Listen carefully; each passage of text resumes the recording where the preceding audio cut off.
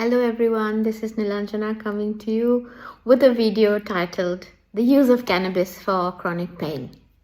We're seeing a lot of cannabis use and a lot of requests for cannabis. We're also seeing a lot of illegal cannabis being sold and floated. And we're also seeing a lot of firms that are pretending to be professional outfits, but really doing more harm than good. So this is a short synopsis of what this is all about. So people who have chronic pain are now resorting to cannabis as pain control for relief. Now, if the pain control is done by the patient's own doctor and it is done in a safe and legal manner, if all other pain controlling treatments have been tried and nothing has worked and the patient is still in pain, then of course cannabis is a logical next step. But in many cases, or in most cases, the patient is buying cannabis over the counter, the patient is buying cannabis online, the patient is having a telephone consultation with a doctor who has never met him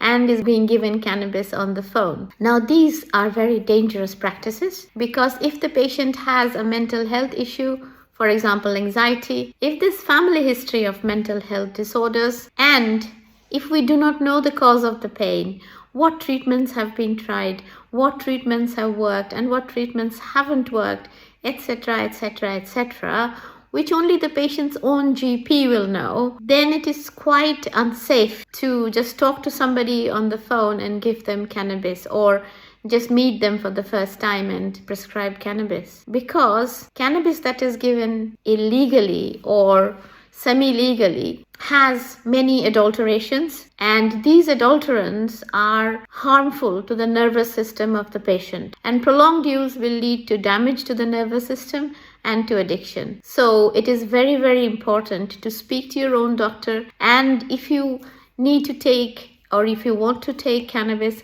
to speak to your doctor and to do everything safely and legally. Because sometimes we think that getting an appointment takes a long time, a discussion takes a long time, we like taking the shortcut. But this shortcut is unsafe and will cost you a lot in the long run. So it is important to speak to your doctor, to tell them why you think you need cannabis, to make sure that your chronic pain is properly investigated as to the reason for the chronic pain, that you speak to a pain specialist, that your doctor refers you to a pain clinic for the various different modalities that they can use to treat chronic pain before turning to cannabis, because cannabis might not be the answer to your question. In fact, it might do more harm than good in some cases. So it is very, very important to stay safe, to stay legal. If you have any questions about this, please post them in the box below and I'll try and answer them as soon as I can. Thank you very much for listening. Bye.